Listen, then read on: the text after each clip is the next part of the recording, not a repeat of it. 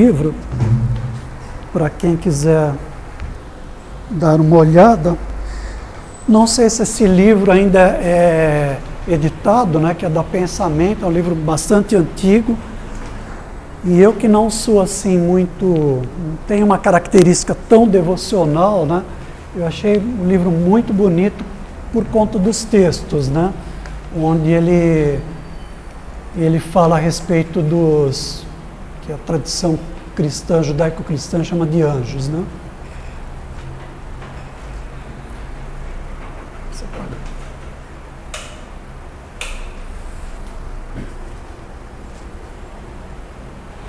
Não entrou? Está esquentando.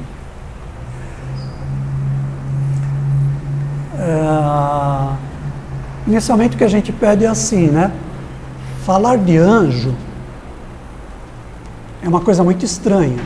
Quem tem uma mente mais racional, para quem não está acostumado com isso, é estranho. Porque os autores teosóficos, eles falam na existência dos anjos como serem reais mesmo, né? Não é alguma coisa ligada à fantasia. Então, quando a gente não está acostumado com isso, causa muita estranheza. E o enfoque dado ao tema dos anjos, né, ou devas, né, como é chamado na Índia, é um pouquinho diferente do usual. Apesar de que nós vamos falar mais dos chamados espíritos da natureza. Então, vamos começar com um texto da Helena Blavatsky, que ela fala a respeito já desses seres, e de uma forma assim que no século XIX era uma coisa muito nova, era uma coisa muito estranha, né, para a sociedade da época. E ela falava isso com a maior naturalidade. Gnomos, silfos, fadas, djinns, etc., são a alma dos elementos, as forças caprichosas da natureza que atuam sob uma lei imutável, inerente aos centros de força, com consciência não desenvolvida e corpos de matéria plástica que podem ser modelados segundo a vontade consciente ou inconsciente do ser humano que se põe em relação com eles. Então a Blavatsky foi uma pessoa bastante revolucionária, né? Muito corajosa, que entrou em temas que para uma época racional do século XIX não era muito usual. E as entidades citadas, né, na literatura teosófica em geral são de seres que pertencem à tradição europeia, basicamente. Então, gnomos, silfos, fadas, né, menos os djinns, né, são todos assim tipicamente europeus. Nessa citação dela, ela já relaciona esses seres com forças da natureza.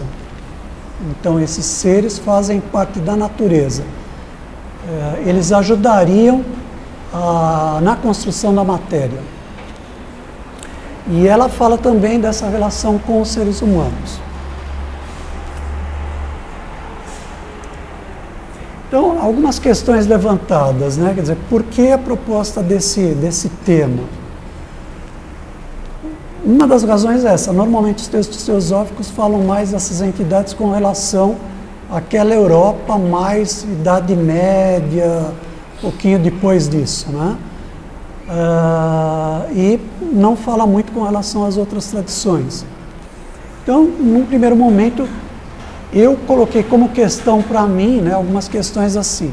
Se esses seres existem, por que eles não são vistos, percebidos ou sentidos, se não pelas pessoas, pela maioria delas? Uma primeira questão. Em alguma outra época já existiram, já interagiram com os seres humanos? E se já interagiram, por que essas entidades sumiram? Então, foram algumas questões iniciais que eu coloquei para mim, né, no sentido de pesquisar tudo isso. A doutrina teosófica, ela vai falar em planos da natureza. Esses planos, então, eles são 7 planos no nível físico e tem um outro lá, 8º, que seria um nível astral, que também, por sua vez, seria dividido em mais outros 7 níveis. De uma forma geral, a nossa percepção, ela se dá mais com o que é chamado o plano ou a dimensão física, que seriam esses três primeiros aqui. Então, a literatura teosófica vai falar que nós temos a nossa parte física sólida, a fase líquida e a fase gasosa. Então, a nossa percepção das coisas, ela se dá basicamente aqui. Depois ainda existem mais outros 4 subplanos, ainda do nível físico, que são chamados níveis etéricos. Então, da mesma forma com que nós temos também um chamado duplo etérico, que é constituído por essa matéria, que ele é um duplo, porque ele é igual a esse físico que nós vemos, né? E depois disso, então, nós passamos para uma outra dimensão, que é a dimensão astral, que também tem outras 7 divisões. Os seres, né, os espíritos da natureza, eles estariam principalmente no astral e uma outra parte nos chamados níveis etéricos. Por isso que a maioria de nós não tem percepção desses seres, ou pouquíssimas pessoas percebem, né, interagem com eles. Seriam mais as pessoas sensitivas, né? Muitas vezes até pessoas devocionais, que isso ajuda bastante, porque ela acaba, digamos assim, não caracterizando muito nossa parte mental, né? Porque o mental acaba bloqueando um pouco a nossa percepção de tudo isso. Então, algumas outras questões, né, que eu coloquei para mim no sentido de pesquisa, né? Existe algum registro dos espíritos da natureza na mitologia grega? Então, essa daí foi uma pergunta, né? Se é verdade, né, se existiam, como é que a gente conseguiria identificar esses seres? Quem seriam eles? E uma outra, né, que eu não lembro, vamos ver, vamos deixar entrar. Windows, um dos seres da natureza. Teve algum problema técnico aí. É o problema do Bill Gates. Bill Gates. Problema etérico. Bom, e a outra, que é uma preocupação minha no sentido de classificação, né? Como eu sou mais assim para o lado racional, como é que a gente classificaria esses bichinhos todos, né? Se é que é possível classificar. Então, ainda falando, pegando um texto do Sr. Geoffrey Hodgson, chamado O Reino dos Deuses. É uma publicação, uma edição muito antiga, né? E as páginas não vão bater com as da edição atual. Então, o Geoffrey Hodgson, que dedicou bastantes livros, né? Ele deve ter uns 4 ou 5 livros só falando sobre esse assunto. Ele vai colocar, então, primeiro que a ordem dos anjos é hierárquica. Então, nós temos uma hierarquia muito forte dentro do chamado reino angélico, que a tradição cristã fala, né? São os tronos, os serafins, querubins. Então, é uma hierarquia no sentido de maior desenvolvimento espiritual. Então, ele diz: nos graus inferiores da escala angélica estão os espíritos menores da natureza, que são os duendes, gnomos, associados com o elemento terra. Então, essa classificação com os quatro elementos, ela vai começar com o Paracelso, isso daí bem antes da Idade Média. Paracelso é a primeira pessoa a registrar, dentro do estudo alquímico, os 4 elementos da natureza. E essa classificação é que a maior parte dos estudiosos de teosofia colocam. Então, o elemento terra seriam os duendes, gnomos, fadas e silfos com elemento ar, as ondinas e nereidas com elemento água e as salamandras com fogo. E nós vamos ver que aparece aqui uma primeira entidade tipicamente grega, que são as nereidas. Então, isso daí já dá um gancho com relação à mitologia grega. E ele continua: acima dele estão os anjos e arcanjos, em uma escala ascendente de estatura evolucionária, até atingir os 7 poderosos espíritos ante o trono. Então, o que é importante a gente perceber dentro da hierarquia angélica é que nós temos, né, os anjos, ou, segundo a tradição indiana, chamado de devas, que são seres que têm uma evolução paralela à nossa, que corresponderia à nossa fase humana. E inferior, né, no sentido hierárquico e de desenvolvimento aos anjos, estariam chamados espíritos da natureza, que vai ser o enfoque, né, que a gente vai ter essa noite. Então, basicamente, eu não vou falar dos anjos ou dos devas, mas basicamente dos espíritos da natureza, que seriam então esses seres que numa escala evolutiva estão um pouquinho abaixo, né, dos devas. Ainda sobre o Geoffrey Hodgson, ele tem um livrinho muito interessante que é O Milagre do Nascimento, onde ele faz uma pesquisa clarividente a respeito do nascimento, né? O que envolve o nascimento de uma criança. E aqui ele fala sobre a mãe do mundo, que é uma das características da deusa Gea, da deusa mãe. E também é um livro assim muito interessante, que foi uma grande pesquisa dele, né? Então, ainda continuando com o Geoffrey Hodgson, aqui ele já deu mais uma introdução assim, bom, então existe um caminho, dá para a gente entrar com a mitologia grega aí no assunto, que ele fala, os muitos deuses da Babilônia, Egito, Grécia e Roma não foram nem os personagens lendários de mitos antigos, nem expressões antropomorfizadas de forças naturais. Foram existências verídicas que frequentemente se tornaram visíveis e audíveis para as pessoas daqueles tempos. Então ele afirma que houve uma época em que seres da evolução angélica tiveram contato maior com nós humanos e que nós acabamos perdendo isso.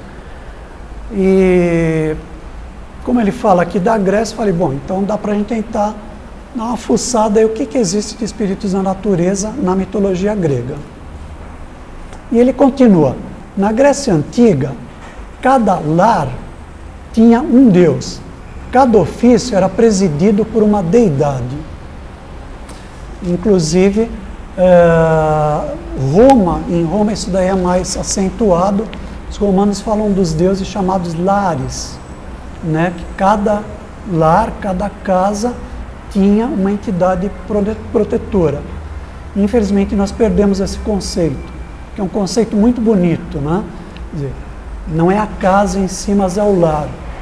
O lar tem uma deidade, tem uma divindade que protege aquele lar.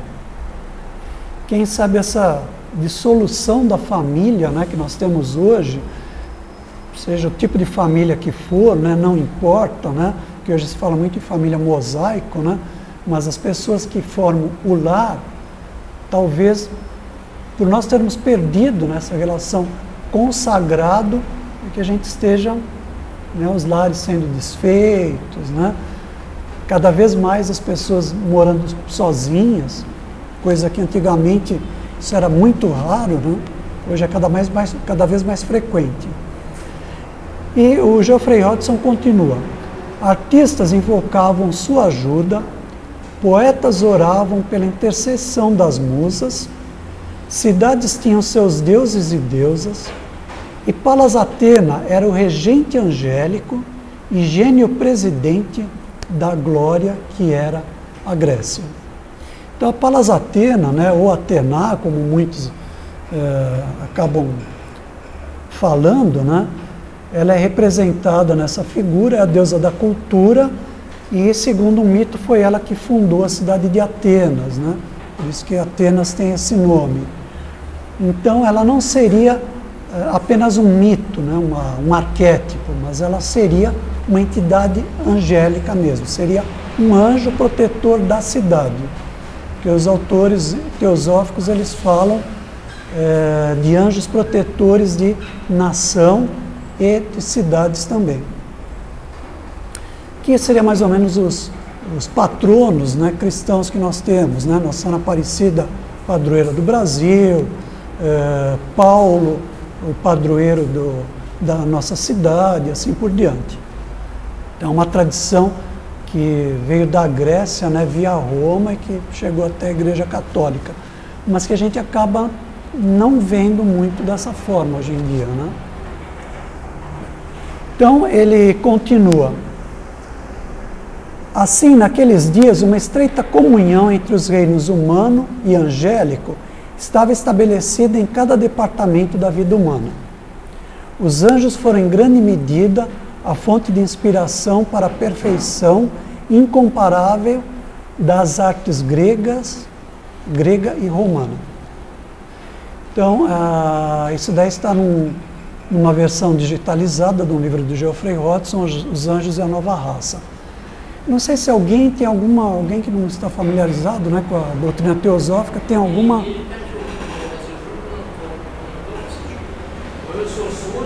Som.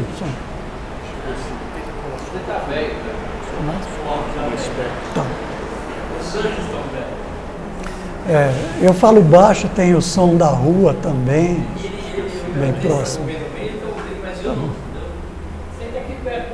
Senta aqui na frente. Tá bom. Porque para quem não está assim acostumado, é uma coisa muito estranha, né? Então, antes que a gente entre direto com os espíritos da natureza, porque quem quiser interferir, fazer perguntas, observações no decorrer da reunião, sem problema. Bom, então, o meu desafio foi esse. Quem seriam os espíritos da natureza na mitologia grega? Então, eu não vou falar dos deuses gregos, né, que corresponderiam aos anjos, né, ou devas, né, mas aos espíritos da natureza propriamente dito. A gente já tem uma indicação das Nereidas, né? Então, nesse livro O Reino dos Deuses, que é onde Geoffrey Hodgson mais trata, né, sobre o assunto, ele fala: ondinas ou nereidas, associadas ao elemento água, assemelham-se a lindas e geralmente despidas figuras femininas, sendo a feminilidade sugerida pelo arredondamento das formas, pois tanto quanto pude constatar no reino dos deuses, há diferenciação de polaridade e não de sexo. Então, no reino angélico não existe diferença sexual. Então, seria mais uma polaridade feminina, uma polaridade masculina. Então, é isso que ele quis dizer. Essa questão do feminino, né, com formas arredondadas que ele fala, é muito visto principalmente na Renascença, né, ou até século XIX, que as mulheres eram retratadas dessa forma totalmente diferente da Gisele Bündchen, né? Nada a ver, né? As mulheres tinham essa forma bem mais fofinha, né, do que as modelos de hoje. Esse quadro eu não consegui pegar ótimo. O Reino dos Deuses é esse livro aqui, que a gente vai citar bastante, né? Eu peguei muita referência dele, tá? Que é editado pela Pensamento.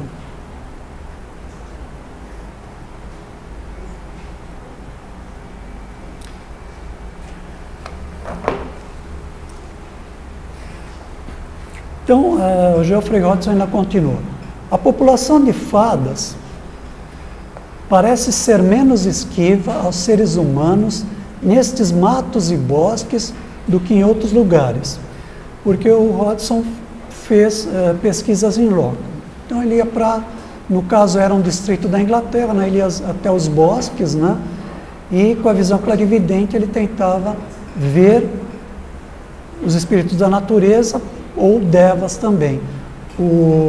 Esse livro, O Reino dos Deuses, tem muitas ilustrações a respeito, né, que a gente não vai mostrar aí porque senão ficaria muito extenso.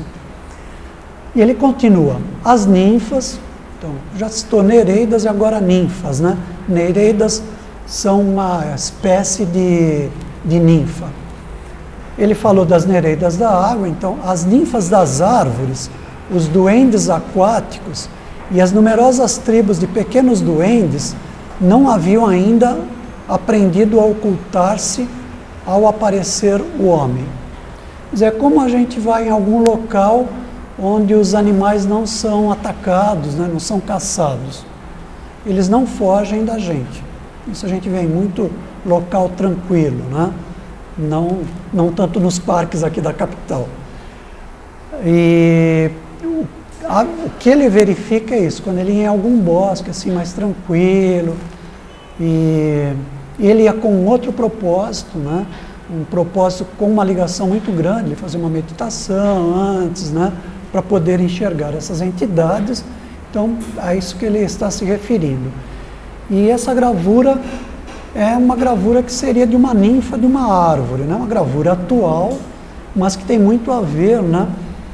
A gente vai ver as ninfas, que são espíritos da natureza na Grécia, né? Suponho eu, elas viviam nas árvores, ou elas tinham uma relação muito grande com as árvores. Aqui ele cita homúnculos. Homúnculos, ele mesmo não define muito bem como é, né? Os homúnculos vivem dentro do duplo etérico. Então, o duplo etérico seria essa contraparte, né, que as árvores também possuem, que seria uma contraparte no nível etérico, ainda físico, das árvores. Então, esses homúnculos viveriam no duplo etérico das árvores, nas quais tem entradas certas. A gente vê muito em contos de fadas, né, os duendes, né, entrando numa árvore, né, tem não só coelho entrando, né, mas essas entidades aí também entrando, que eles vivem lá na árvore. Estas se encontram em geral nas pequenas concavidades dos troncos, frequentemente, embora nem sempre ao nível do solo. Quer dizer, vivem na superfície, também vivem um pouco abaixo do solo, como no Contos de Fadas do Sete Anões da Branca de Neve, que os anões são mineradores, né? Então eles viveriam abaixo da superfície da Terra, ou a principal tarefa deles seria embaixo, né? O Harry Potter também mostra isso, né? Agora um texto não teosófico, né, um acadêmico que eu peguei, é baseado no Junito Brandão, que foi ele é falecido, era um professor da Universidade Federal do Rio de Janeiro, estudioso de mitologia grega, muito respeitado, né? Então, sempre que eu me refiro a mitologia grega, eu recorro a ele. E aí eu coloquei o tipo Arial, né, a letra com forma diferente, para poder distinguir mais fácil, tá? Então, aí são textos, digamos assim, não teosóficos, né, acadêmicos, para a gente poder comparar, analisar e assim por diante. Ele não cita isso, mas esses tipos de ninfa que ele dá essa classificação seriam do elemento água. Então, várias delas, né? Oceânidas seriam do alto mar, né? Oceano. As nereidas já seriam dos mares internos, né? Mar Mediterrâneo, alguma coisa assim. Potâmidas, o hipopótamo, né?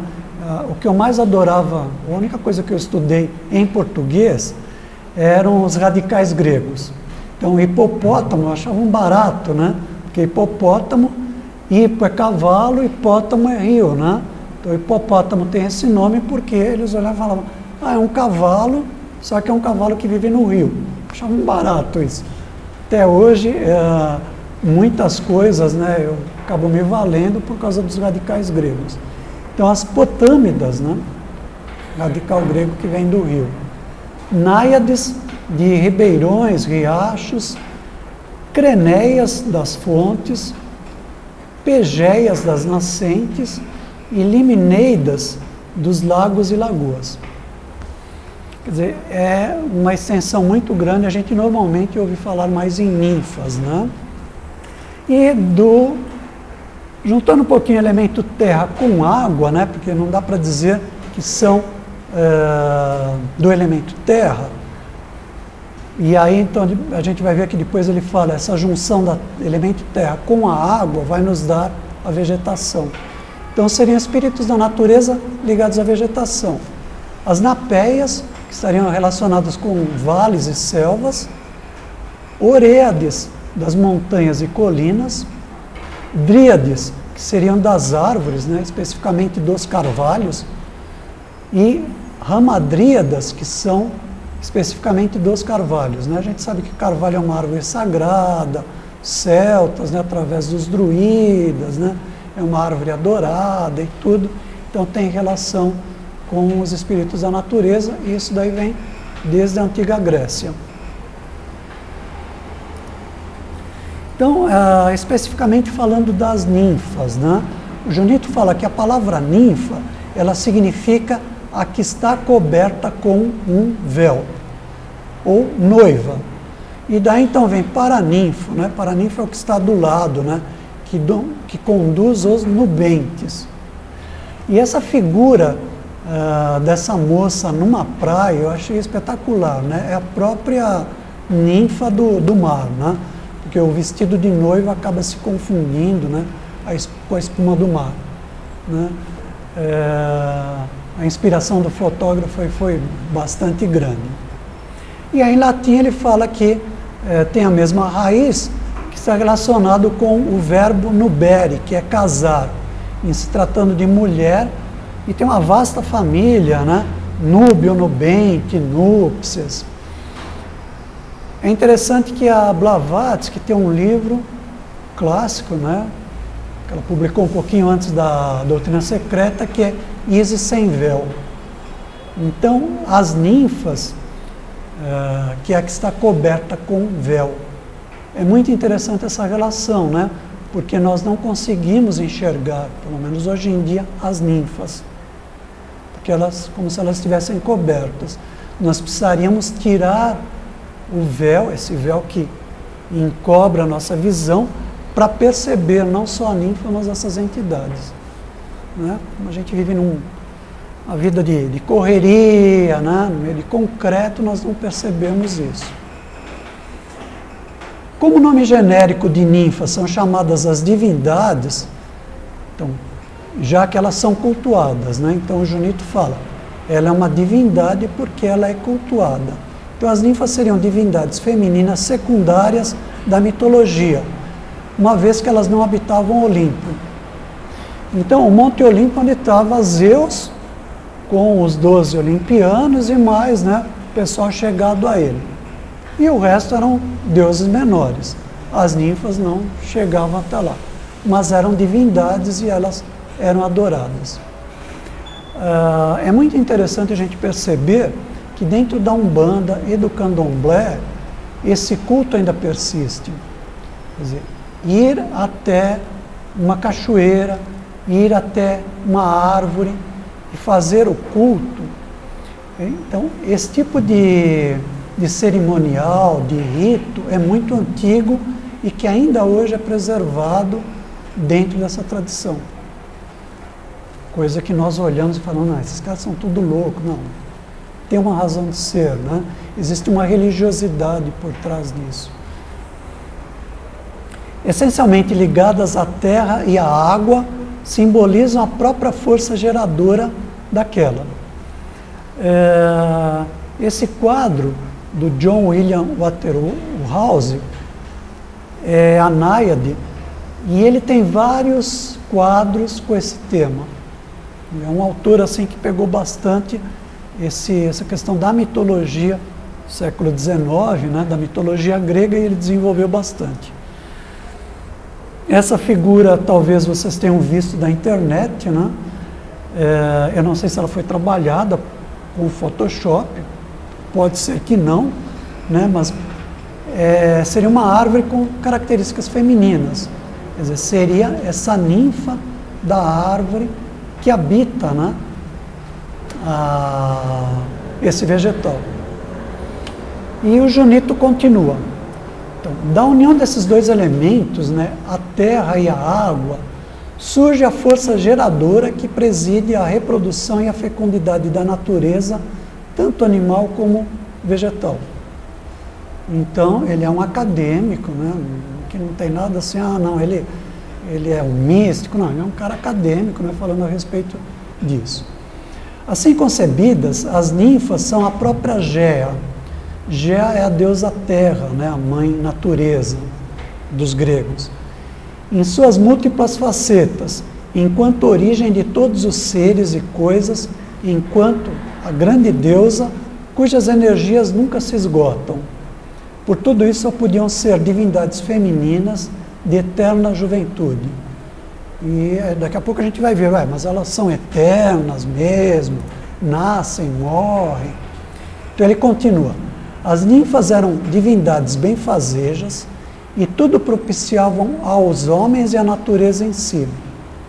Tinham o dom de profetizar, de curar e de nutrir. Isso nos remete muito ao texto inicial da Blavatsky, né? Se a gente for ver, tem uma relação muito grande quando a humanidade se relacionava com os anjos. Como representantes da Terra-mãe, não se limitavam apenas aos mares e rios, mas abrangiam a Terra como um todo, com seus vales, montanhas e grutas. Então, é uma parte da genealogia, né? Como é que surgem, né? Por exemplo, as oceânidas. Então, o Junito fala, todas essas divindades femininas, elas na realidade descendem da deusa Gea, a deusa Terra. É como se fossem subdivisões dela. Então, das divindades primordiais da Grécia, uma era Oceano e outro era Tétis. E deles dois, né, da união dos dois, nasceram as Oceânidas, que eram as ninfas dos mares profundos, né? Nessa figura que é o mosaico, nós vemos uma representação dos deuses, né, o Oceano e a Tétis. Um mosaico já da nossa era, né, século I ou século II depois de Cristo.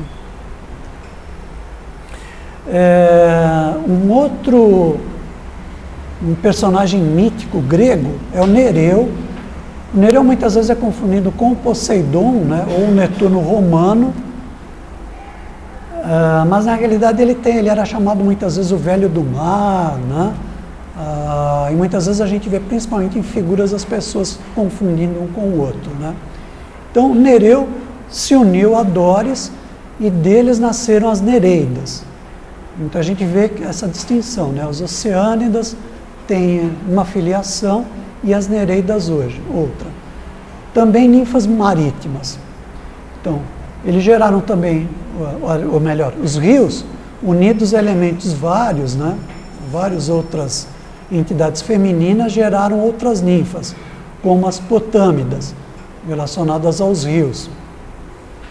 As náiades eram ninfas de ribeiros e riachos. Também Crenéias e Pegéias, né? E as outras duas que ele classificou antes. Nessa gravura nós vamos ter a Dóris. A Dóris está montada num hipocampo, né, que é um cavalo marinho, só que é um cavalo marinho mitológico, né, ele teria um tamanho muito maior. E na figura da direita o Nereu, né, numa das representações, que ele é uma espécie de sereio, né? Ele tem a metade humana, outra metade peixe. Então o Junito ainda continuando. Nereidas, Oceânidas, Náiades, divindades de águas claras, das fontes e nascentes, geram e criam grandes heróis. Então a gente vai ver na mitologia grega que existiam uniões e eles acabavam gerando, né, entre um deus e uma Nereida acabava gerando chamados heróis. Elas vivem nas cavernas, nas grutas, em lugares úmidos, o que lhe empresta um certo aspecto quitônico, apavorante. Por isso que todo nascimento se relaciona com a morte e vice-versa. Então nem sempre, né, normalmente o que é representado, né, principalmente os pintores, eles procuravam representar o belo. Então, na mitologia grega a gente não vai ver a representação das ninfas, né? Imagina uma ninfa, né, com um aspecto monstruoso. Então isso normalmente não acontece. Então, grutas e cavernas são locais próprios para iniciação. Então, é um acadêmico que está falando. Em que se morre para se renascer para uma vida nova. Então, a tradição das grutas tem uma relação com esses seres, né, que nós podemos chamar de espíritos da natureza. No desenvolvimento da personalidade, as ninfas representam uma expressão de aspectos femininos do inconsciente. Então eu posso analisar um mito, olhando o lado psicológico. Então, onde aparecer uma ninfa, uma nereida, esse vai ser um aspecto feminino da minha personalidade. Então é uma possibilidade, né, que os terapeutas acabam utilizando bastante, né? Ou, no caso de uma mulher, o próprio aspecto feminino dessa mulher. Divindades do nascimento suscitam a veneração de mistura com um certo temor. Roubam crianças e podem perturbar o espírito de quem as vê.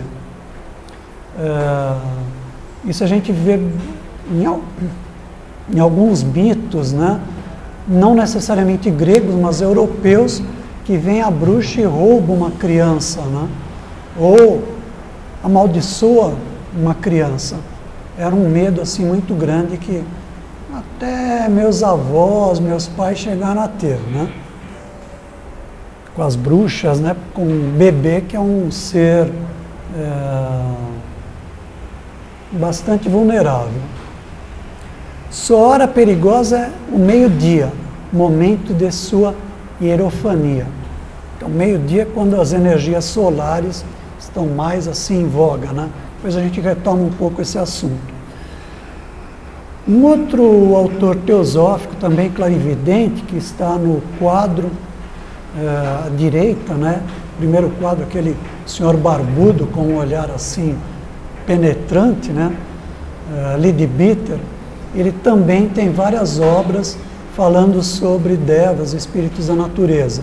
Ele também era clarividente e os textos que eu vou tirar agora são de um livro chamado O Lado Oculto das Coisas, onde ele fala a respeito desses seres. E ele vai falar sobre o nascimento e morte, né, desses seres. Quer dizer, como é que nasciam, morriam. Os períodos de vidas das diferentes subdivisões de espíritos da natureza variam consideravelmente, alguns sendo extremamente breves e outros mais longos que a média da vida humana. Então nós vamos ter espíritos da natureza com uma vida mais curta que a nossa, outros com um tempo de vida muito maior do que a nossa. Então, agora então é um autor teosófico, tá? Então, só fazendo, para a gente não misturar a estação, né, e poder comparar, analisar uma coisa e outra. O princípio universal da reencarnação também prevalece em sua existência, embora as condições em que naturalmente opera sejam algo diferentes. Então, existe assim digamos, a reencarnação dos espíritos da natureza, mas os espíritos da natureza não têm uma individualidade como a nossa, porque eles estariam como se fosse no nível dos animais, né? Os animais não têm uma individualidade própria, né? Eles têm o que a gente chama de alma-grupo. E os espíritos da natureza seriam a mesma coisa. Então, Leadbeater continua. Neles não existem os fenômenos correspondentes ao que chamamos nascimento e crescimento. Então, são características do reino angélico. Uma fada surge já adulta em seu mundo, como é o caso do inseto, e vive a sua vida curta ou longa, sem nenhum sinal de fadiga ou necessidade de repouso, e sem qualquer indício perceptível de idade com o passar dos anos. Muito legal, né? Não precisa fazer plástica, pôr botox, nada disso, né? Ela tem uma relação mais energética mesmo. Então, o Leadbeater continua. Mas afinal, chega um tempo em que sua energia, é interessante que característica, né, desses seres é que a energia parece se exaurir, quando ela se torna como que cansada de viver. E quando tal coisa acontece, seu corpo se faz cada vez mais diáfano, cada vez mais transparente, né? até ficar como uma entidade astral para viver por algum tempo nesse mundo entre os espíritos do ar, que ele está falando da fada, né, que é do ar, que representam o seu estágio seguinte de desenvolvimento. E ele continua: nascimento e morte para o espírito da natureza são ocorrências mais simples do que para nós. A vida deles é muito mais simples do que a nossa complicação, né? Não tem o Windows, como vocês falaram, internet, não tem nada disso. Comunicação é muito mais fácil, né? Para ele, a morte está inteiramente isenta de todo pensamento de tristeza.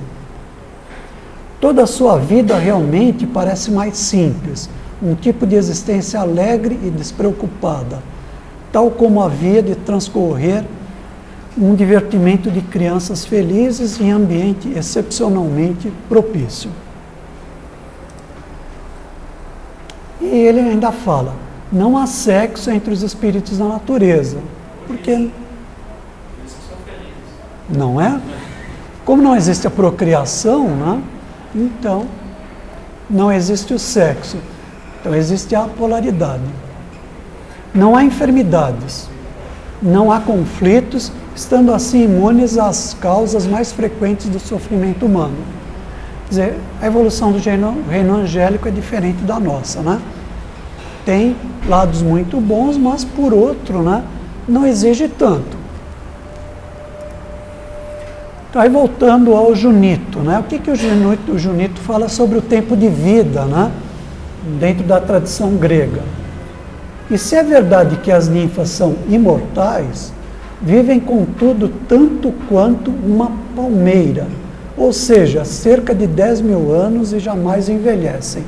Não sei de onde ele tirou nessa informação que uma palmeira vive 10.000 anos, né? Eu copiei do jeito que está. Mas dá a entender que a ninfa da palmeira viveria o tempo de existência da palmeira. Tá? Então, ela nasceria junto com a árvore, seja ela qual for, e morreria com ela. Ela seria o espírito da natureza daquela árvore. Isso daí não está muito assim distante de conceitos teosóficos, né? Decodificando, teremos a própria natureza que não é imortal, uma vez que perece e renasce no eterno ressurgir. Portanto, uma força canalizada para uma perpétua renovação. Então, aí falando sobre as ninfas da água.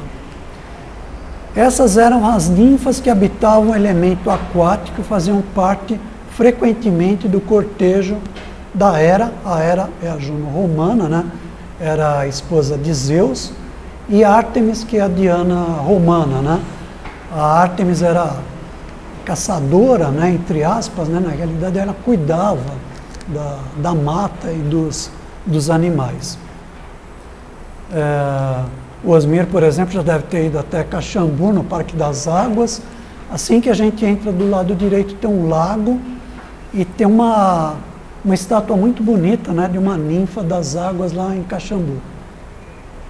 Ninguém conhece? Acho que não prestaram atenção.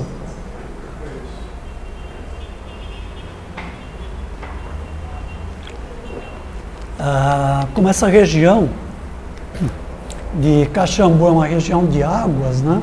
São Lourenço, essa região toda, a gente vai ver muitas estátuas, né, relacionadas com a mitologia grega e relacionadas com as águas, né? Bom, então além das ninfas da água, tem as ninfas da terra. E essa é uma figura moderna, né, mostrando a simbiose entre essa ninfa e uma árvore. Difícil separar uma coisa da outra.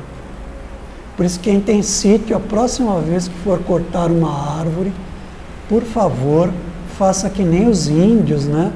Que nem os africanos, vai cortar uma árvore, pede licença para a natureza.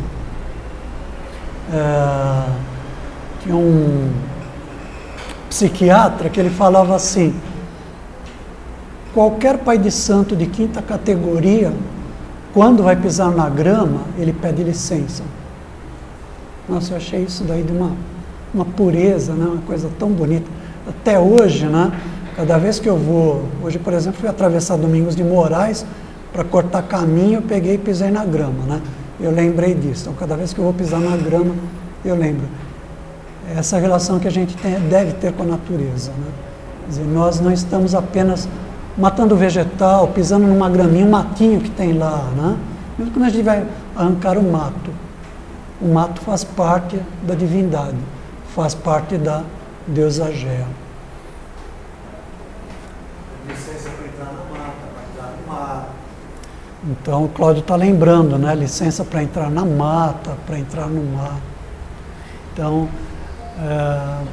quando nós começamos a olhar, né, esses ritos que a gente acha primitivo, né, que a gente ridiculariza, né, é muito comum hoje, né, ridicularizar Maomé, o islamismo. Peraí, tem coisas, tudo isso tem razão de ser. Então, fazer uma caricatura do Maomé e achar que isso é uma coisa normal, não é isso, não. Nós estamos invadindo um espaço, nós estamos desrespeitando uma cultura, alguma coisa sagrada, se não para nós, né, para aquelas pessoas. Quer dizer, a nossa visão, né, europeizada, né, ocidental, né, aqueles caras são incultos, né, nada disso. Eles muitas vezes estão muito mais próximos da divindade, eles têm uma elevação espiritual muito maior do que nós que vivemos aqui em escritório, ar-condicionado, shopping, né? Tem que tomar muito cuidado com isso. Essa visão que a literatura teosófica propicia, né, eu acho muito bonito, né? Esse entendimento geral, né? Então, as ninfas da terra, propriamente ditas, são as napéias, que habitavam vales e selvas. As oredas, que são as ninfas da montanha. E aí, então, ele de novo vai retomar, e principalmente as dríadas e as amadríadas, né? Que elas não são muito citadas, né? E quando a gente começa a aprofundar dentro da mitologia grega, a gente vê como é interessante, e cada vez eu me convenço que os gregos sabiam simplesmente de tudo, né? Impressionante. Então, a palavra dríada significa em grego carvalho. Então, olha a relação entre a árvore e a ninfa chamada dríada. E ramadríada, em grego rama é ao mesmo tempo, e dríada é carvalho. Então, essa é a diferença entre as duas, né? Enquanto que a dríada seria a árvore em si, a ramadríada são as que fazem corpo com o carvalho. Isto é, estão incorporadas a essa árvore, já nascem com ela. É um acadêmico, né? Está falando sobre o entendimento que os gregos tinham a respeito. Tá? Eu sempre falo da saga do Percy Jackson, que depois do Harry Potter surgiram, né, algumas, e aí eu sempre friso, né? Parece historinha juvenil, mas quem tiver a oportunidade de ler, acho que são 6 livros, parece, onde o autor, o Rick Jordan, ele traz a mitologia grega para a atualidade nos Estados Unidos. E ele tem uma precisão muito grande com relação à mitologia grega. Quer dizer, ele fez um estudo muito bonito da mitologia grega. E ele cita, aparecem esses personagens das ramadríadas. A colocação que ele faz, ele atualiza. Mas é perfeito, né? Eu babei com o livro. Os 2 filmes que saíram, né, relativos aos 2 primeiros livros, eu não aconselho muito, é muito Hollywood, né? Enquanto que a autora do Harry Potter acompanhou a filmagem, e aí ela deu uma precisão grande para o filme, já o Percy Jackson, o autor, acho que deixou fazendo o que quiser, e Hollywood, como a gente sabe, faz muita besteira, né? Você ia falar? Eu li a série do Percy Jackson, então, tipo, 5 livros de uma temporada e um outro livro com mais 2 histórias. Aí veio uma segunda série, separada nessa mesma, os mesmos personagens mais novos, mas que também foi introduzida a mitologia romana com a grega. E de novo você vê mais um livro com algumas histórias de Isso, tá. Então é bom lembrar, então tem a primeira saga, que é com a mitologia grega, depois ele coloca outros personagens ligados à mitologia romana, que tem uma certa diferença. E não sei se você sabe, mas tem, não sei se são 2 ou 3 livros sobre a mitologia egípcia, do mesmo autor, né? Que também eu li o primeiro livro, isso é muito interessante. E aí, então, é interessante assim, não só para jovens como você, né, mas para o pessoal da terceira idade como eu, porque é uma forma da gente ter um entendimento melhor sobre a mitologia, no caso greco-romana e na outra história a egípcia. O filme Avatar também tem uma relação muito forte com aqueles seres, com a natureza, né? Uma conexão praticamente umbilical, né? Onde você tem lá naquele filme lá uma árvore central, né? Que aquela árvore é a mãe da natureza, e existe um espírito de vida naquela árvore, né? Que ela não pode ser cortada, né? Aí o homem chega lá, né? Tenta detonar aquilo, e não tem essa percepção, né? É bem interessante. Então o Luciano está lembrando, né, o filme Avatar, que o diretor, ele realmente ele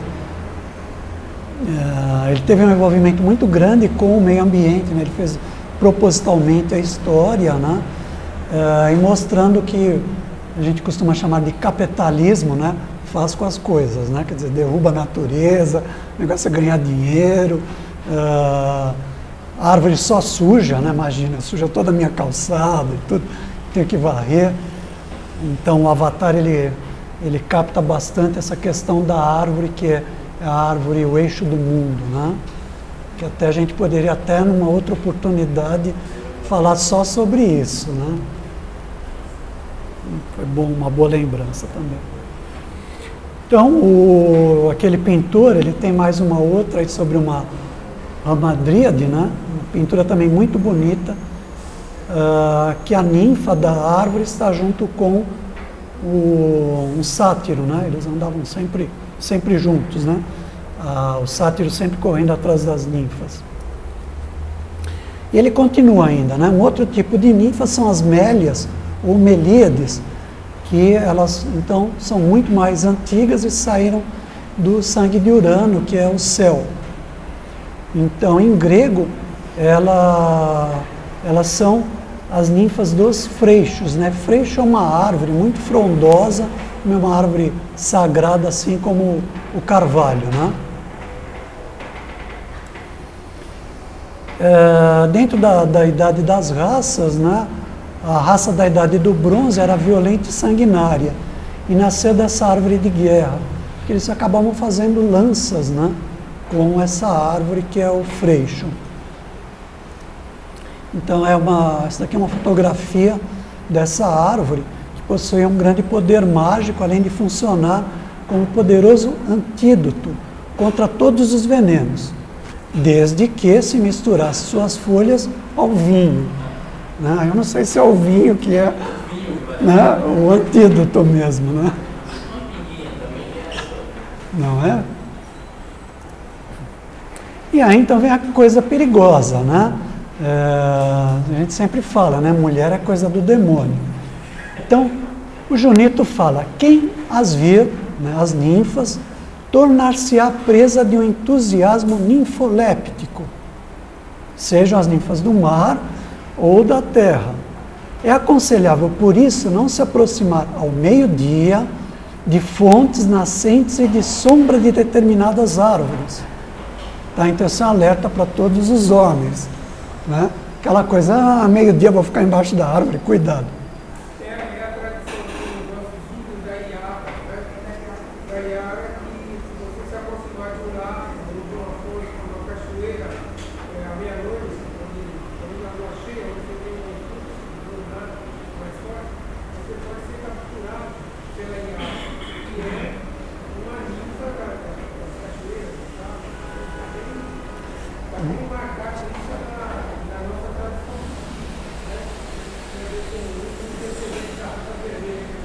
Tem essa tradição da Iara, se você se aproximar da lagoa, ela te leva. Então aí foi lembrado, né, a questão das sereias, né, o Iara brasileira, que pegavam os homens quando eles se aproximavam. E assim, lembrando, né, vamos defender as mulheres, né, lembrando que a mitologia grega, ela é patriarcal, né, a sociedade grega era patriarcal, inclusive existem teorias, né, que antigamente o que era adorado era a grande deusa, né, a deusa mãe, e depois quando os seres invadiram a região lá, quando uma tribo invadiu aquela região da Grécia, eles acabaram modificando, né, porque a mitologia também é passível de mudança, então eles tiraram a deusa grega, a deusa mãe, né, passou para um segundo nível, e aí, para que o patriarcado, né, tivesse poder, acabaram substituindo, né, as deusas pelos deuses. Né? Então isso daí é uma questão assim, também interessante sempre de se observar, porque esses mitos aí com certeza, né, das ninfas, né, pegarem os homens, não deve ter sido inventado por mulheres, né? E se uma mulher chegar perto da fonte ou da árvore, ela fica ninfoléptica? Eu não sei, nunca ouvi falar de outros tipos de ninfa, né? Pode ser. Né? Pode ser. Eu vou começar a chegar perto das fontes. É aquela coisa, né? Por isso que a gente sempre deve pedir licença. Tem uma série de brincadeiras, né, que a gente faz, né? Aquelas brincadeiras do copo, né, de fazer perguntas, né? Eu procuro nunca mexer com essas coisas, né? Assim, é superstição? Não, não é superstição. Eu não sei que tipo de força, que tipo de energia que eu estou mexendo. Então eu tenho que respeitar. Então é essa questão. Eu vou me utilizar de uma fonte, né? Essa fonte vai me dar vida, vai me dar energia. Por que não esse agradecimento? Né? Essa coisa muito bonita que os protestantes fazem, né? Diante de se alimentar, agradecer pelo alimento. Né? Que nós de origem católica, né, deixamos de lado. Né? Eu acho muito bonito quando eu vejo, principalmente em filmes, né, as famílias agradecendo. Esse momento, né, de assim, eu vou receber o alimento. Então, da mesma forma que a gente fez assim uma pausa, né, um relaxamento antes de começar, né, a reunião, antes de nos alimentarmos, né, eu vou receber um alimento, eu vou colocar isso dentro do meu corpo. Então, esse retorno ao sagrado é legal, né? Estar presente, né, estar no momento. É diferente de a gente se alimentar assistindo telenovela. Totalmente diferente. Né? Quer dizer, eu vou me alimentar. Então, é o alimento que é importante. Já as Hespérides, elas têm uma relação muito grande com principalmente o poente, né? Que elas em grego significam a tarde ou o ocidente, onde o sol se põe. E ela, em latim, tem a palavra vesper, né, que deu véspero, vespertino, né, chamada estrela d'alva, que é o planeta Vênus. Né. Então, as Hespérides eram as ninfas do poente. Então, também é interessante que a oração, né, pelo dia que está findando. Elas têm essa relação. Que a gente também, aqui em São Paulo, a gente nem percebe, né? Sol nem nada. O sol nunca se põe no mar ou atrás da montanha, sempre atrás de um prédio. E muito antes, né, do pôr do sol. Então, as Hespérides, em princípio, elas eram 3, né? Tinha esses nomes esquisitos, né? Egle, Erícia e Esperaretusa. Ou, né, como está embaixo, com uma outra forma, a Egle ainda é a mesma, mas uma variante seria Eritnia e Héspera. Então elas têm as 3 relações com o pôr do sol, conforme o tipo de pôr do sol. Então eram consideradas 3, ou esta última, né, a Esperaretusa, ela também muitas vezes era desdobrada em 2, a Hespéria e Aretusa. Então são nomes assim estranhos para nós, né? Tanto que quando Ronifon, Pequeno Príncipe, se casou, ele se casou com Aretusa. Nossa, que Aretusa, quem inventou esse nome? Não, é uma ninfa, né? É o nome de uma ninfa. Então os pais é que escolheram esse nome para ela, né? Então, normalmente, muitas vezes quando tem nomes estranhos, a gente vai ver algum nome de alguma divindade, que os pais tinham uma relação, né, com essa divindade e aí batizam os filhos. Então aí elas seriam um número de 4, né? E elas habitavam no extremo ocidente, não muito longe, na Ilha dos Bem-Aventurados. E é interessante que elas tomavam conta e tinha um dragão vigiando, né? Tanto que um dos trabalhos do Héracles é esse, né? É pegar o pomo do Jardim das Hespérides. Era um jardim muito bonito. E no casamento, né, Zeus tinha dado essas maçãs de ouro, essa árvore, né, do Jardim das Hespérides. Por isso que era guardado por um dragão. Então, senta que lá vem a história. Eu não sei se as histórias vão ser muito interessantes, né? O Zeus aí está com uma cara meio brava, eu espero que ele goste dela. Tem a águia, né, do lado dele, que é o animal sagrado. Alguns mitos, né, relacionados com essas ninfas.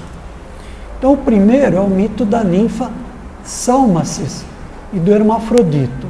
Bom, o hermafrodito a gente já ouviu falar e tudo, mas uma ninfa com esse nome, Salmacis, né, muito estranho, né? O hermafrodito, ele é filho de Hermes, Mercúrio romano, que é o mensageiro, e de Afrodite, que é a deusa do amor. Então, do nome Hermes e Afrodite é que veio o nome hermafrodito. O hermafrodito foi criado pelas ninfas das florestas do Monte Ida. E ele era muito bonito, tanto quanto o Narciso, que a gente ainda vai falar, né? Então, todo mundo conhece, já ouviu falar do mito do Narciso, né? Então, quando o hermafrodito tinha 15 anos, ele resolveu viajar pelo mundo. E aí, então, aquela questão, né? O que aconteceu? Ele se aproximou de um lago, que era o lago onde morava essa ninfa Salmacis. E a Salmacis, né, viu aquele garotão de 15 anos, lindo, maravilhoso, se apaixonou por ele e já foi agarrando o bichinho, né? Só que ele não gostou muito, né? Não se sabe por quê, acabou repelindo ela. E ela fingiu, né, que estava conformada, mas quando ele se despiu, né, e mergulhou no lago, a Salmacis acabou enlaçando o hermafrodito e pediu aos deuses que unisse os dois corpos em um só. Então, aquilo que sempre se fala, cuidado com seus desejos, que os deuses atenderam. E aí o que aconteceu? Surgiu um novo ser de dupla natureza. Bom, o hermafrodito, né, naquela situação, ele implorou para que aquele que se banhasse no lago perdesse a virilidade. Questão de vingança, nas características humanas mais baixas que nós temos, estão presentes nos mitos gregos. Então, por isso que hoje em dia, né, hermafrodita é aquela pessoa que não tem o sexo definido. Então, a gente verifica nessa estátua que é uma estátua com um corpo feminino, mas que possui os órgãos masculinos exteriorizados. Outro mito, né?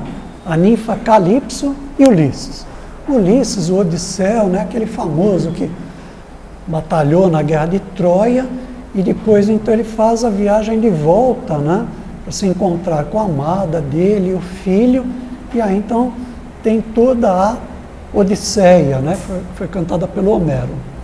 Então, Ulisses, quando estava voltando, né, regressando na viagem, ele acaba naufragando. e ele é recolhido pela Calypso, que era uma ninfa tipicamente da terra, né? Ela vivia dentro de grutas. E ela acaba se apaixonando pelo Ulisses. E acabou prendendo ele por 7 anos. Falava, fica comigo que eu te dou o dom da imortalidade. Mas não sei por que os homens, né, não gostavam muito das ninfas. Os gregos eram meio arredios. E como a gente vê aí na figura, o Ulisses tinha saudades da Penélope, né? Que devia ser a Penélope charmosa, né?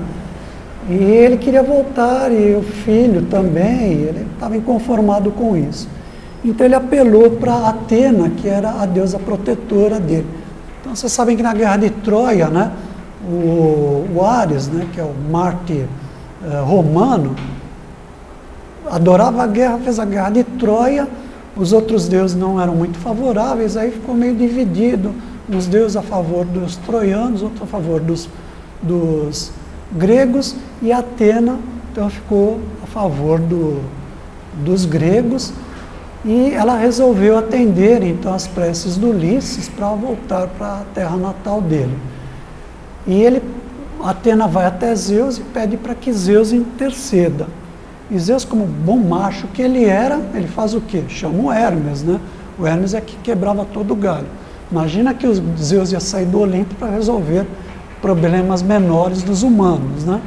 Então o Hermes vai e acaba convencendo a Calypso a soltar o pobre do Ulisses, né? E ela acaba não só libertando ele, mas fornece a madeira, né? Ajuda ele a construir uma jangada, dá provisões para a viagem e ainda ensina como é que ele vai se guiar pelos astros para poder retornar para casa. Esse também é um mito muito bonito, né? Da Náfine e do Apolo. Então a Náfine é uma náiade, está relacionada às árvores, né? Bom, o Apolo, né, toda mulher quando vê um homem muito bonito, jovem, principalmente se for loiro, né, olhos claros, ela fala, é um Apolo, né? Porque o Apolo era um deus muito bonito, né?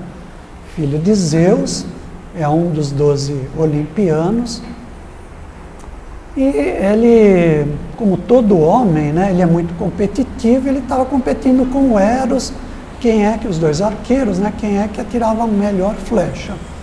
E o Apolo, muito competitivo, ele começa a humilhar o Eros, né, falar, você não é de nada, né? E o Eros é o famoso deus do amor, né? Ele fala, esse cara vai ver o que é bom para tosse. O Eros, ele tinha 2 tipos de flecha. Uma flecha que era a flecha do amor e a outra flecha que era a flecha da aversão. Dizem que uma tinha ponta de ouro e a outra ponta de prata. O que ele faz, né? Ele alveja o Apolo com a flecha do amor. Então, primeira mulher, que o Apolo visse, ele ia se apaixonar. E ele acaba flechando a Dáfne com a flecha da aversão. Claro, né, o Apolo vê a Dáfne, se apaixona por ela e corre atrás dela. Só que a Dáfne estava com a flecha da aversão e sai correndo. Quando ele estava próximo de pegar a Dáfne, porque a gente vai ver na mitologia grega, ela tem um monte de violentação, né? A mitologia grega fala muito a respeito disso. A Dáfne pede aos deuses para transformá-la numa árvore. E ela se transforma em um louro. E essa estátua de marfim, ela é muito bonita porque ela tem essa representação, né? A Dáfne se transformando num loureiro. E aí a minha pergunta é assim, será que ela se transformou num loureiro ou ela era a náiade dessa árvore? Né? Uma coisa que não dá para saber. Então, a Dáfne em grego significa loureiro, E é por isso que o Apolo depois passa a usar o louro, né, na cabeça, e a coroa de louros também, que a gente vê na Olimpíada, né? Que eu era criança, né, falava assim, pô, louro, né? Casa tinha um pé de louro, uma coisa tão simples assim, o que, né? Não, mas tem uma, né? Só vai conhecer mitologia para saber.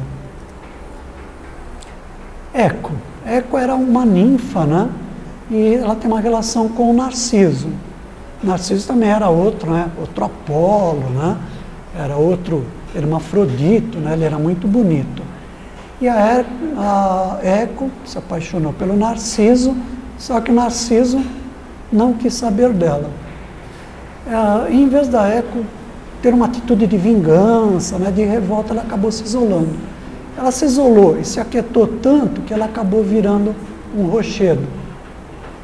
E esse rochedo produzia o famoso eco.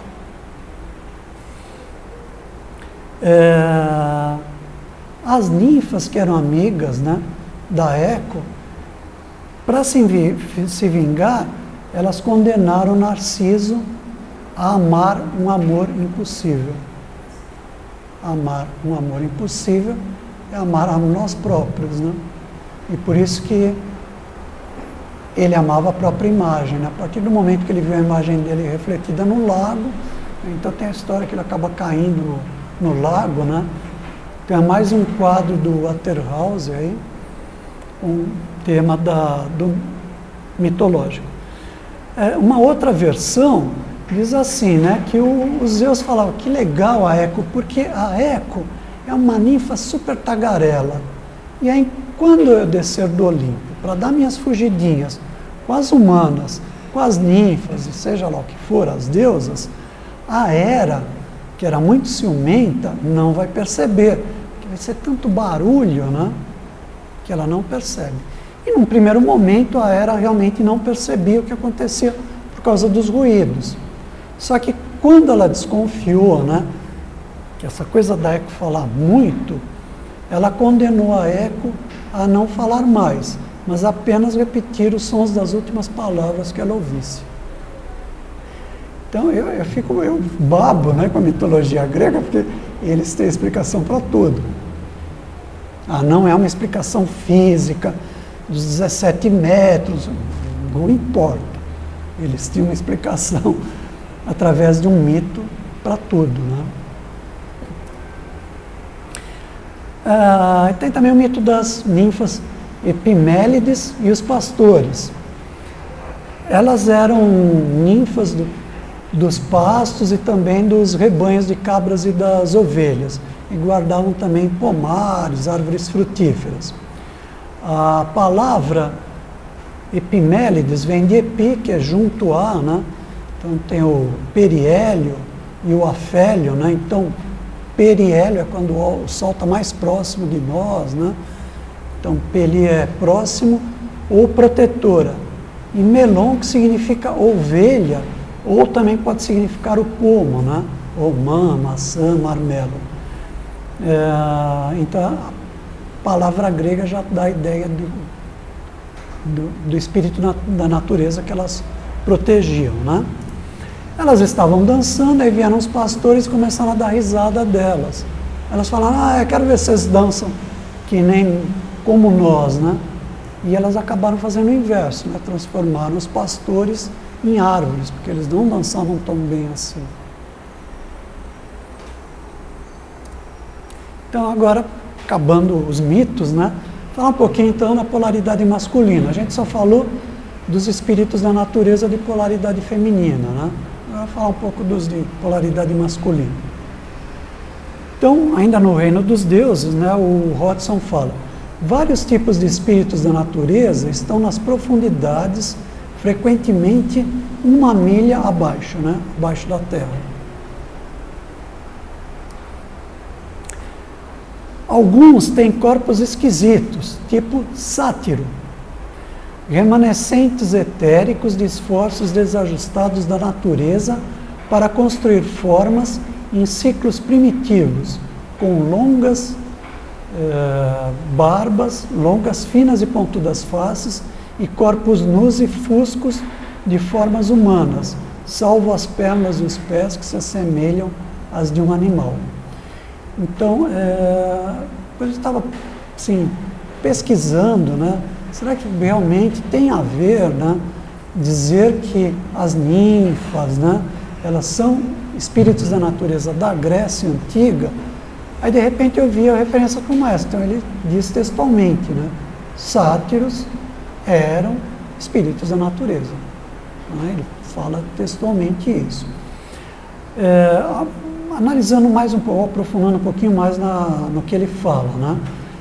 Em alguns textos eles falam que os espíritos da natureza habitavam a Terra já até antes da época lemuriana, na época lemuriana e na época atlântica, que eram épocas em que existia um contato maior entre a humanidade e eles.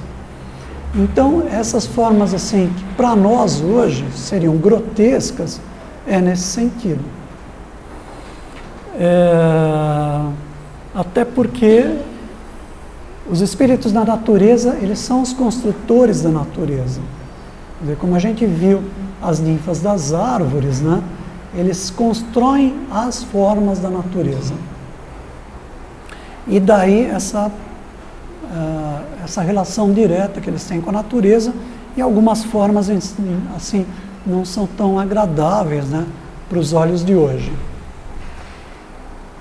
Cada uma está associada a uma certa área de rocha subterrânea, que ele está falando dos espíritos da natureza, né, que habitam subterrâneos. Parecem estar manipulando as forças terrestres, usando poderosa força de vontade no processo, como se estivessem malhando e soldando as energias descendentes para torná-las interdependentes e homogêneas. Os sátiros, eles correspondem aos faunos romanos. A gente sempre olha para eles de uma forma assim muito diferente, né? Na Grécia Antiga, eles não eram personagens tão, como é que eu vou dizer, né? Com essa sexualidade tão acentuada. Então, os faunos romanos, sim, que eles aparecem com o membro ereto e tudo mais, né?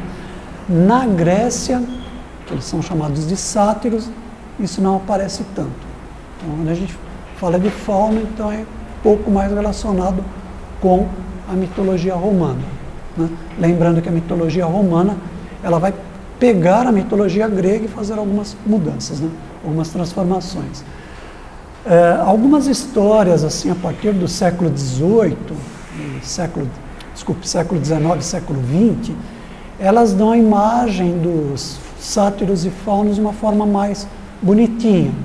Então, o maior amigo, né, do Percy Jackson é um sátiro.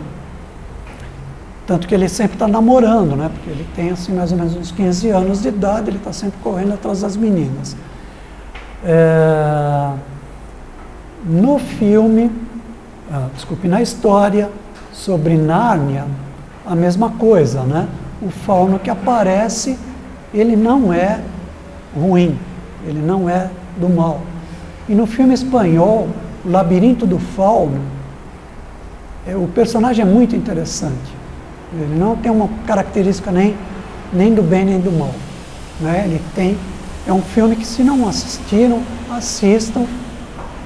Como é filme europeu, né, feito por um espanhol, tem características muito bonitas, né, bem diferentes do que a gente está acostumado, né, de Hollywood. Então, os sátiros eram... então agora isso é o Junito, já falando da mitologia acadêmica.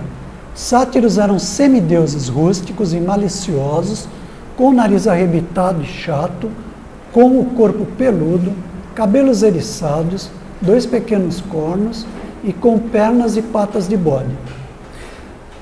E só lembrando, né, esse personagem, ele é muito parecido com o deus que é adorado pelos Wicca, né, que são a bruxaria moderna.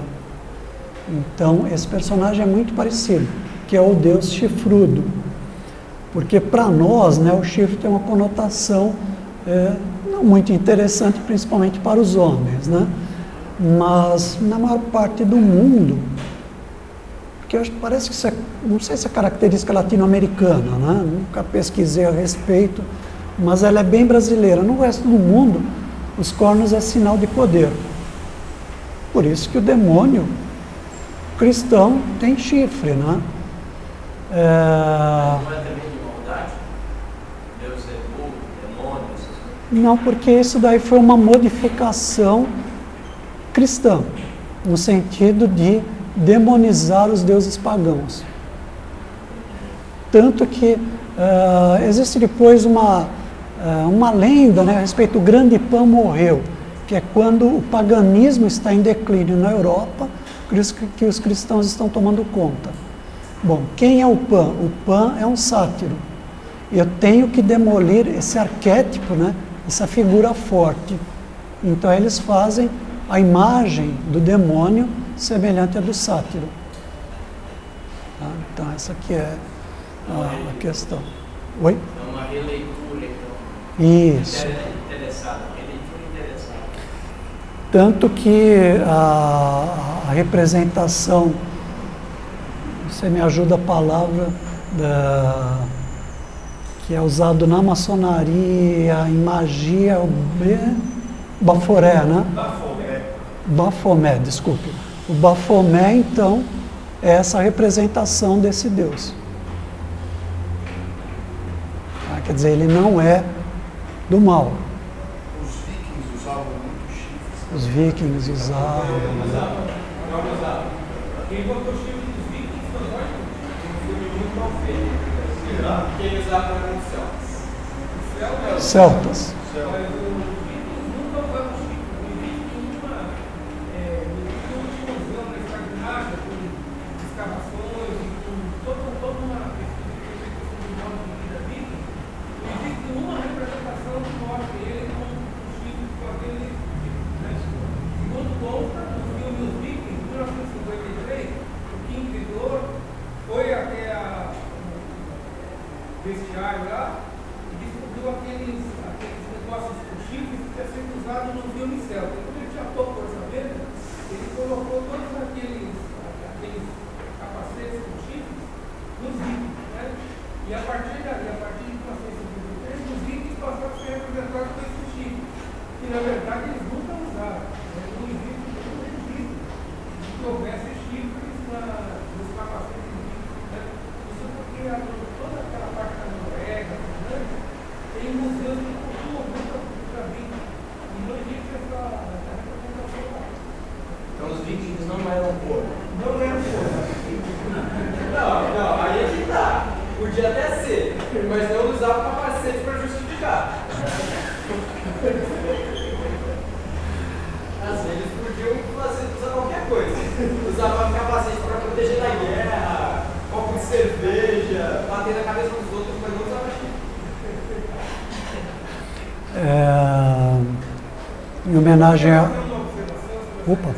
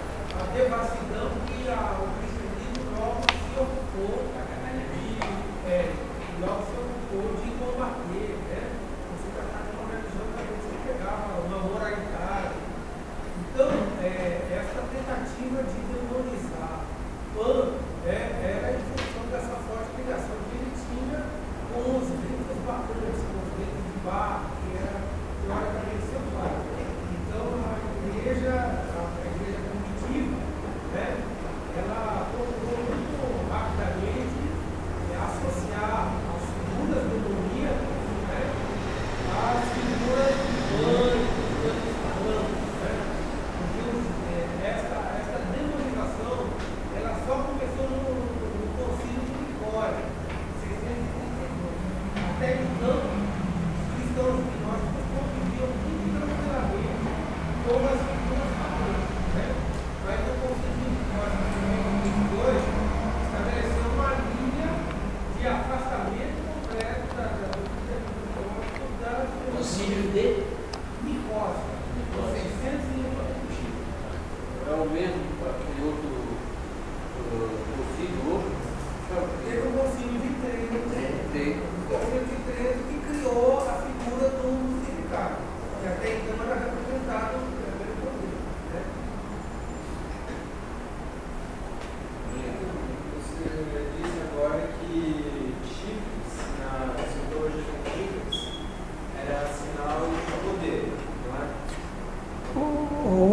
igual, não é? Também. Esse seria o significado de, antigamente, quando nas religiões pagãs, de celtas, vikings, povos bárbaros, do regente da tribo lá, geralmente bebia sua bebida e um chifre todo adornado com joias, ouros. Eu nunca cheguei a aprofundar o assunto, né? Mas uma das relações também pode ser com o touro, né? O touro tem uma representação simbólica e real, né? Em várias civilizações. Então também pode ser que tenha essa relação, como você falou, né? De usar para beber vinho. Touro é força. Oi? Touro é força. Aham. Então agora, em homenagem ao Ilcinho, eu vou fazer uma citação, não é sobre chifre. É uma citação do Karl Marx, né? O Karl Marx fala que os chifres são uma criação burguesa para vender música sertaneja para o proletariado. Facebook é triste, né?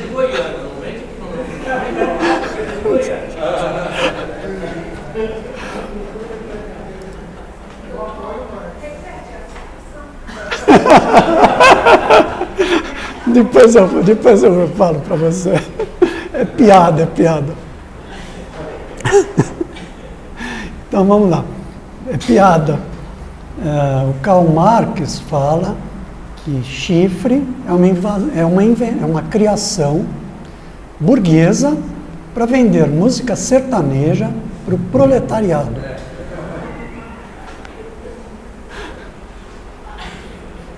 Eu vejo o Ilcinho a perder essa oportunidade. Não, pô. Não é?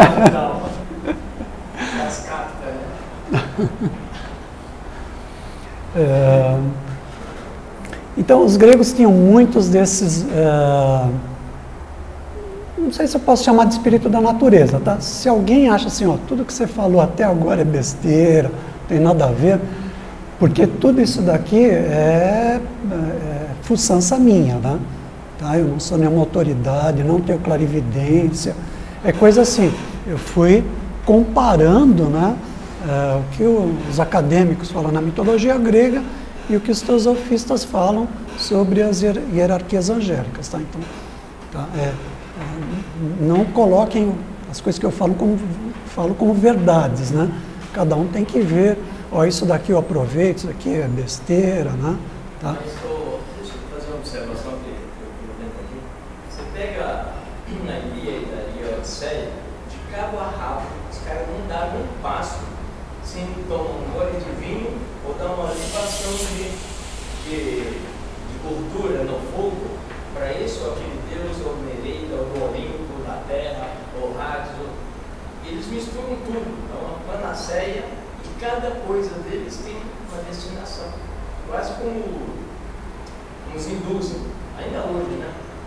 Cada coisa deles tem um Deus disso, porque mais ou menos pedir licença para fazer, por exemplo. O Ilcinho está falando sobre o caso Odisseia, o que for, que eles estavam sempre dedicando coisas aos deuses, né? Isso a gente perdeu, né? Essa relação com o sagrado. E quando a gente vai ver, né, o estudo dos espíritos da natureza, quanto mais a gente acaba com a mata, né, usando uma palavra atual, com o meio ambiente, mais nós estamos nos afastando da divindade, do sagrado. Então isso daí é uma coisa assim, e cada vez a gente... Né, eu estou indo só, olha, Deus é sagrado, bom, eu vou uma vez por semana à missa. Aí depois, né, chega lá pelos, né, puberdade, não sei o que, adolescência, aí a gente deixa de ir à missa. Então, os povos antigos, realmente, eles viviam cada momento, assim como muitos indianos, né, eles vivem constantemente o sagrado, né, é o eterno meditar. Hoje não, né, nós temos um trabalho que não tem nada de sagrado, é alguma coisa, né, que parece os tempos modernos do Chaplin. E aí por isso que eu tenho que, bom, agora eu vou parar e vou meditar. Não, agora eu vou parar tudo que eu faço e vou orar. Enquanto que muitas vezes os antigos em contato, né, com a natureza, a vida deles era um eterno orar, né? Eles estavam em constante oração. Estavam imersos, né? Estavam imersos na oração. Bom, então a gente tem aí os vários seres, né, que são metade humanos e metade... que a teosofia, os autores teosóficos afirmam que realmente isso não é invenção, realmente esses seres existiram. Sei lá, talvez existam, não sei. Então, aí como foi dito, né, sátiros são seres associados ao deus Dioniso, que a Blavatsky fala no glossário teosófico que o Dioniso era um hierofante e que o corpo dele foi rasgado, né, da mesma forma que o deus Osíris, grego. Aquela coisa, né, não interessava, né, vamos acabar com eles. Então o Dioniso, que é o Baco romano, ele não é bem, né, e aí dá para distinguir um pouquinho, né, o Baco romano, que é uma figura mais obesa, né, mais relaxada, enquanto que a gente vê por essa estátua do Dioniso, o Dioniso tem características de um jovem. Eu não estou assim sendo preconceituoso com o obeso, hein, por favor, não é essa a questão. Mas é no sentido assim, os gregos tinham uma tendência, né, a procurar ver beleza em tudo, inclusive nos corpos. Né? Então, por isso que eles praticavam muito esporte, por exemplo. Tá? Nesse sentido, tá? Não é questão de preconceito. E essa relação assim, o Dioniso, né? E aí de Baco vem bacanal, né? É um outro sentido, quer dizer, o vinho, né? Por que, por exemplo, na missa se utiliza o vinho como o sangue de Cristo? Então, o vinho é como um elemento simbólico, representando o sangue. Então, habitavam as florestas. Bom, então, o sátiro e o Dioniso, a gente vê muitas estátuas, né, que aparecem juntas. Nesse daqui a gente vê um sátiro pequeno, junto com a figura do Dioniso, né? E normalmente quando tem as procissões, e junto com o Dioniso nas procissões, que é uma espécie de carnaval, né? Os sátiros acompanhavam e as mulheres também. Né? O Dioniso tem muito essa característica de libertar a mulher, né? No sentido amplo da palavra. Habitavam as florestas e montanhas e estão ligados ao desejo sexual exacerbado e outros excessos, né? Sendo muitas vezes representados na arte e nos mitos, perseguindo ninfas ou donzelas. Então, também estão associados à flauta, né? A famosa flauta de Pan. Então, o mito, né, da flauta de Pan qual é? Está relacionado com a ninfa Sirinxe. Então, uma vez o Pan significa em grego o todo, né? Tudo. Ele estava passando pelo bosque e resolveu cortejar a ninfa Sirinxe. Só que ela não gostou dele e saiu correndo. E vendo que não ia conseguir escapar dele, ela pediu ajuda para as outras ninfas que a acompanhavam. E quando o Pan tentou abraçá-la, ela se transformou em caniços. E o vento, passando pelos caniços, produziu um som. A partir desse som, o Pan resolveu juntar esses caniços com comprimentos diferentes, e aí deu origem à flauta de Pan, que a gente vê assim nos Andes, né? Ela é bastante usada, né? Aquela flauta com canos diferentes. E aí, como o Pan ele tinha um aspecto muito grotesco e afugentava, né, as ninfas, o Cupido, Eros, falou para ele, olha, esses sons aí são legais, ó, toca essas músicas que você vai conseguir atrair as ninfas, né? E parece que deu certo.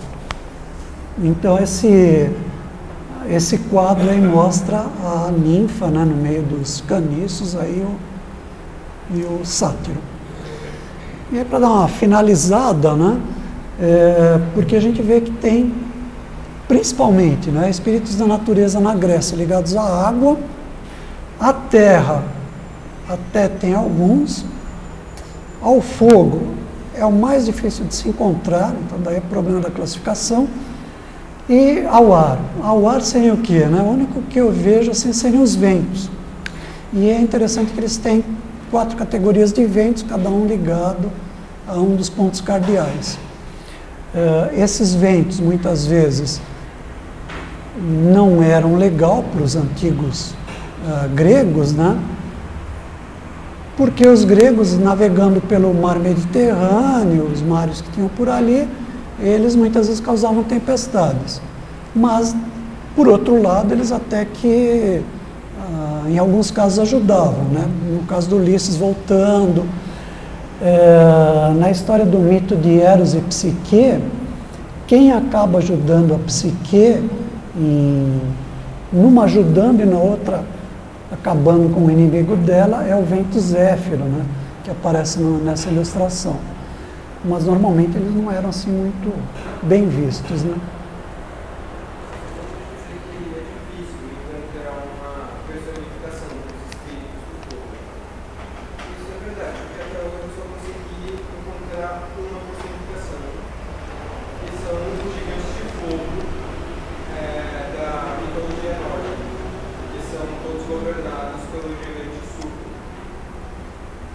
Legal, gigantes do fogo da mitologia nórdica. Isso daí é boa para pesquisar. Só aparece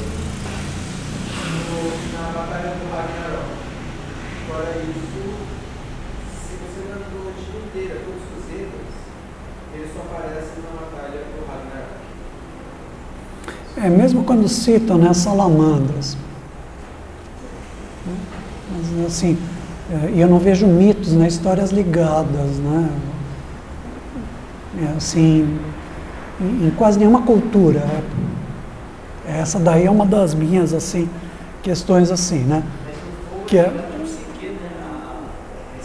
o pensamento, isso. No caso da classificação, né? Aí só assim, observações finais aí para nós encerrarmos, que eu já passei 15 minutos da hora. No caso da classificação, essa tentativa que eu fiz de classificação é muito difícil.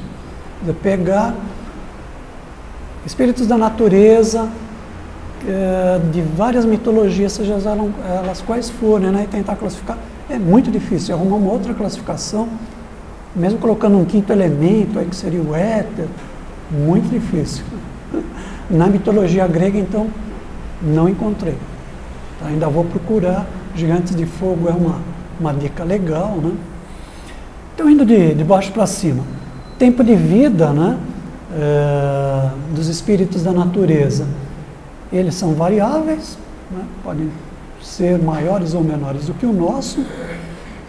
Não existe sexo, mas polaridade, né? Então eles têm polaridade positiva ou negativa, apesar de que na mitologia grega muitas das ninfas elas acabam tendo filhos, né, com humanos até.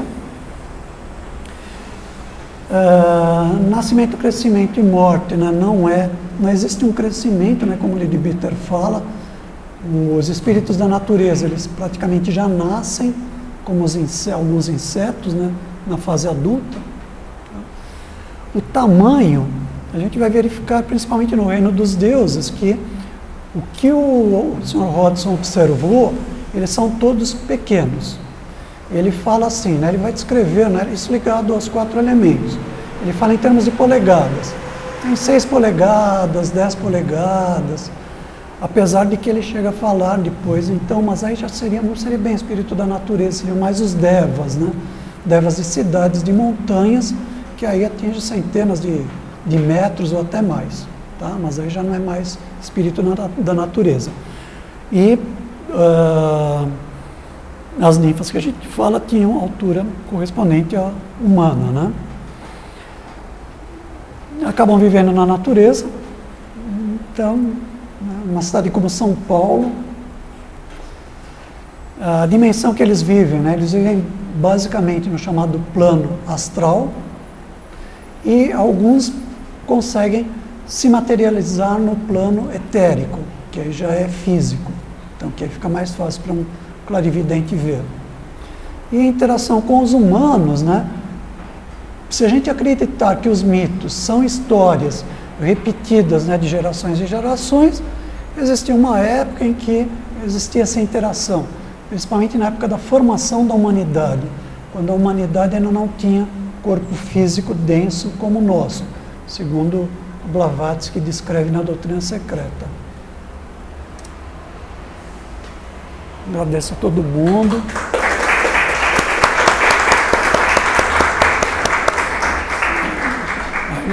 Não sei se ainda tem mais algum